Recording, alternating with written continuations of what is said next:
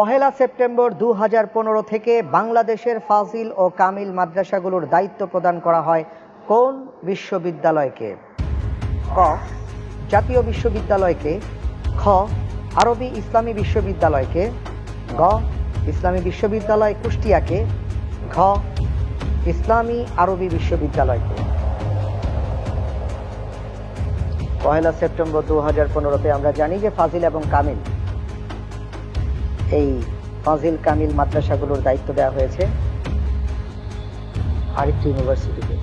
সেটি কোনটি? ঠান্ডা মাথায় সুন্দরভাবে উত্তরটি যেন হয় সেদিকে লক্ষ্য রাখতে হবে। তানজিল আহমেদ। জি, উত্তর ঘ ইসলামী আরবি বিশ্ববিদ্যালয়। লক করে দেব? ইনশাআল্লাহ। লক করে দেয়া হোক ঘ ইসলামী আরবি বিশ্ববিদ্যালয়।